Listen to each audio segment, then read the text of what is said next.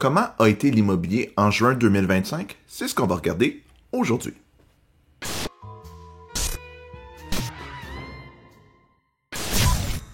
On va commencer par regarder un peu ce qui s'est passé avec l'inventaire. Donc, on voit qu'en juin, l'inventaire par rapport à mai 2025 a baissé légèrement de 500 inscriptions. Mais si vous regardez, c'est une tendance. Là, souvent, à l'approche d'été, les gens disent « Hey, j'ai pas vendu au printemps, je vais garder ma propriété pendant l'été, je vais la remettre à l'automne ou même l'année prochaine. » Donc, c'est pas normal. Il y a juste en 2022 qu'il y avait eu une exception d'augmentation de l'inventaire. Donc, l'inventaire est encore bon. Est-ce que des gens qui ont quand même mis leur propriété sur le marché, mais le nombre de nouvelles inscriptions est quand même de 12 580. Encore là, voyez-vous, c'est une baisse de 2000, mettons 2200 là, par rapport au mois dernier, mais en hausse de 2000 aussi par rapport à l'année dernière. Puis encore là, même principe, regardez la tendance. Les gens, là, au mois de juin, disent hey, « J'ai manqué le marché du printemps, je vais passer l'été, je vais remettre à vendre plus tard. » Puis on voit que les mois suivants risquent d'avoir des chiffres plus petits, puis ça remonte septembre, octobre. Puis après ça rebaisse pour le temps des fêtes. Donc, ça suit la tendance des dernières années en termes de variation, c'est-à-dire qu'il y en a moins, mais il y en a plus aussi que les dernières années. Donc, ça veut dire qu'il y a quand même de plus en plus de vendeurs sur le marché. Et là, on peut commencer à se dire, est-ce que ça va être... est-ce que c'est de l'inventaire qui traîne sur le marché? Les jours moyens sur le marché sont à 49 jours.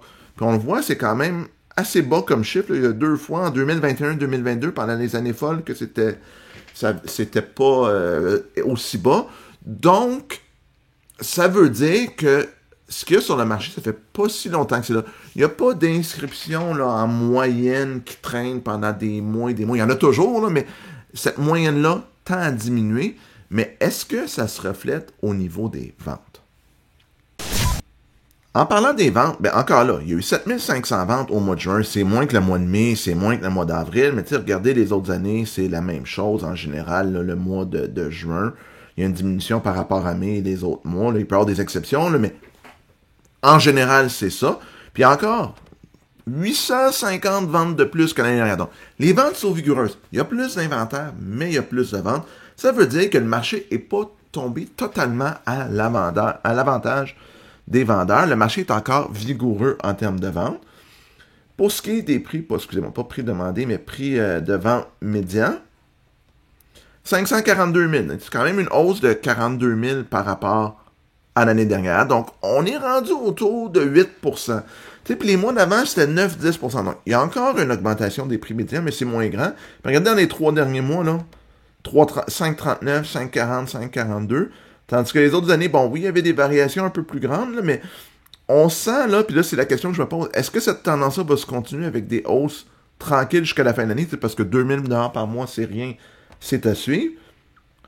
Les prix moyens, 627 000. Ça, c'est une hausse de même pas 20 000 $ par rapport à l'année dernière. Oh, ça commence à se calmer. Donc là, à un moment donné, on voit qu'on commence à atteindre un certain plateau dans la capacité de payer, parce que on voyait 508, 563, 551, 608. Oh, juste 627. L'augmentation par rapport à l'année dernière, elle est moindre. Puis les 3 derniers mois, là, les prix moyens, là, on va dire qu'ils n'ont pas bougé, là, 1000, 2000 $. Tandis que les autres années, ça bougeait toujours quand même un peu plus. Donc, encore là, est-ce qu'on a atteint un plateau? On va le voir plus cet automne. Le mois de juillet-août, ça risque d'être plus sensible. Puis là, il y a quelque chose que je veux vous parler. Délai de vente médian. Puis là, c'est parce que je suis tombé là-dessus, puis j'ai commencé à faire des recherches, là, puis j'ai pas fait des recherches exhaustives et poussées. 22 jours. Là, vous allez me dire, hey, ça veut dire, Olivier, tout se vend vite. Un bon produit au bon prix se vend très vite. Mais j'ai aussi vu beaucoup de gens, là, puis on le voit, là, puis là, je l'ai remarqué. En fait, je le savais que ça se passait, mais ça m'a comme frappé que beaucoup de gens, exemple, j'ai ma maison à vendre 600 000, elle se vend pas. Au lieu de baisser le prix, j'annule le contrat, je le remets à vendre, par exemple, 550 000 qui était le bon prix, bang, je le vends en une semaine. Dans mes statistiques, ça va tomber à 7 jours de délai médian, mais le 3 mois que j'avais essayé à 600 000 comptabilise pas dans ces statistiques-là. Donc, cette statistique-là, ce que ça veut dire vraiment, c'est si la propriété, elle est au bon prix, la journée qu'on la met en vente, elle va se vendre vite. Si elle n'est pas au bon prix, j'annule le contrat, je remets un contrat au bon prix, puis elle se vend tout de suite. C'est le cas. Donc, ce chiffre-là est peut-être un peu surestimé, par rapport à ce qui se passe vraiment dans le marché. Comme je vous dis, ceux qui ont essayé 3 mois, qui ont annulé le contrat, qui ont donné un autre contrat, qui l'ont vendu en une semaine, c'est pas 3 mois et une semaine qui paraît dans les statistiques ici, c'est une semaine. Puis une autre statistique, c'est quand on regarde prix de vente versus prix demandé. Regardez, on est à 1-2% de négociation. Donc, quand on dit, on l'a vu, là, le plus bas dans le tableau, 97%, mais quand je dis il faut que ça soit au bon prix pour que ça se vende, la preuve est là. Si vous avez pensé que le monde va vous négocier de 5-10%, la majorité, là, c'est 2% de négociation. Donc, les acheteurs ont dans leur tête que si vous êtes à 600, puis vous êtes prêt à accepter 6,50, donc quasiment 10% de négociation, les gens vont dire, moi, la maison à 600, je ne ferai pas d'offre à 5,50. À 5,59, peut-être. À 5,50, je vais l'acheter à 5,50. Donc, si vous voulez vendre, mettre le bon prix, c'est super important. Donc, est-ce que c'est la stratégie qu'il faut adopter cet été ou dans les prochains mois si on est vendeur ou acheteur? On va regarder ça dans le prochain segment. Je vous dirais que pour les prochains mois d'été, c'est le temps des vacances. Oui, il y a de l'activité dans le marché immobilier, il y a toujours des gens qui ont besoin de déménager. C'est pas la saison folle, ça peut être un bon temps pour magasiner si vous regardez pour déménager d'ici la fin 2025. C'est sûr que si votre but, c'est de déménager en juillet 2026, vous êtes beaucoup trop tôt, à moins que vous vouliez acheter un plex, vous allez dire, je vais prendre les revenus pendant un an, tout est loué, puis je vais envoyer ma reprise de logement en décembre. Mais qu'est-ce qu'on devrait faire si on est vendeur cet été? Si on est vraiment vendeur motivé, puis on a des raisons de vouloir déménager au mois de septembre, j'ai dit tantôt, le bon prix va être super important. Il y a certaines tailles de marché qui vont bouger beaucoup moins vite. Faut pas succomber comme vendeur à la panique. À l'inverse, si on est acheteur, c'est le fun. Il y a moins d'acheteurs sur le marché, moins de compétition. Si on est flexible dans nos dates de déménagement, l'été peut être un super bon temps pour magasiner. Il peut y avoir plus de pouvoir de négociation s'il y a des vendeurs motivés. Exemple, le vendeur a acheté une autre propriété. Là, il est prêt avec 2 propriétés.